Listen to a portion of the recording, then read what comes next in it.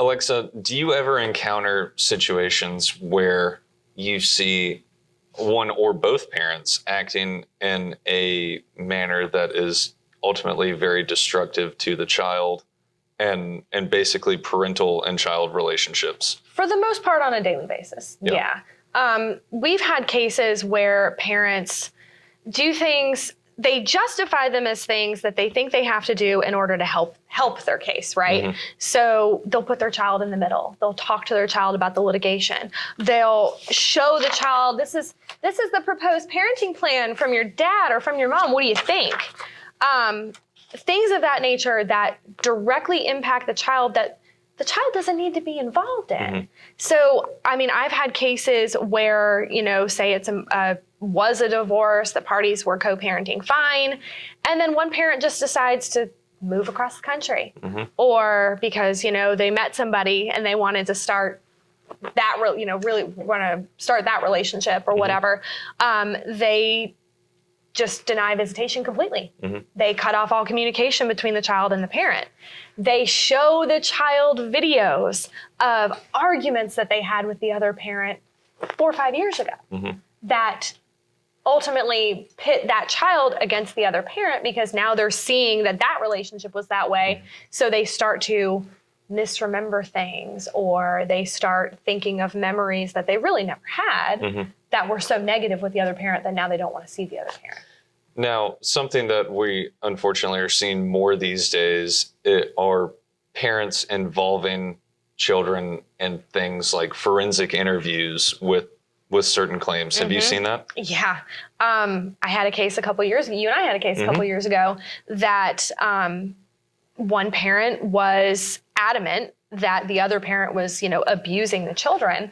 There was no substantiation. There was no actual evidence. Mom had crafted this scenario in her head, subjected each of the children to forensic interviews, and ultimately, unfortunately for her, DFACS got involved against her. So it does backfire, and generally already it's negative on your children, but sometimes it actually does backfire in which they lose custody if they had custody in the first place, or they ultimately lose their case because of the steps they've taken. Now, what kind of things have you seen? Well, on that same note, that involved, a couple different law enforcement agencies, involved DFACS, involved a number of forensic interviewers, and yes, it was basically because one parent was trying to create a situation that would ultimately gain her custody, and it ended up not working out well for her. Right. Now, have you seen any situations where parents want to force the presence of the child in court? Yeah. So now I will tell you that there are times where the child's presence is necessary under the law when you're talking about abuse allegations, right? So the child hearsay statute requires that the child be available to testify if someone else, say law enforcement or a therapist or someone, is going to testify about the abuse allegations.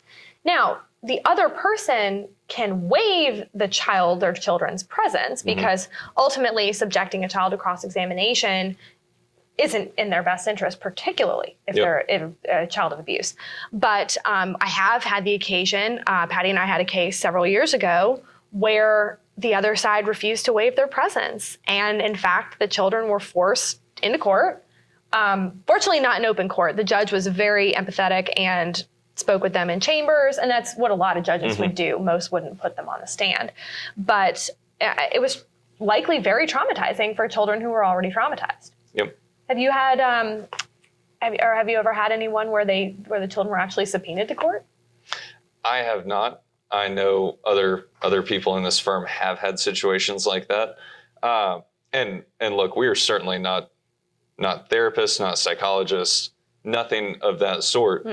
But in my experience in talking to those mental health professionals, ultimately the bottom line is that things like this, that divorce is stressful enough on children, but making them a part of it makes it significantly worse. Well, and I think one other thing that people tend not to think about, and probably really should reflect on is, even if you're not directly talking to your children about the divorce, the way you act, the way you talk about the other parent, the way your facial expression is when the other parent's name comes up or they call and you look at the phone, kids pick up on all that stuff. Yes. So kids are far more perceptive than everyone gives them credit people for. think. Exactly. So keeping in mind that ultimately your kids are affected by your divorce enough or your modification or whatever, but making sure that you're putting their best interests ahead of your own interests or your own feelings about their other parent, they are still half that parent. If you have questions regarding custody matters, give us a call at Shewmaker Shewmaker.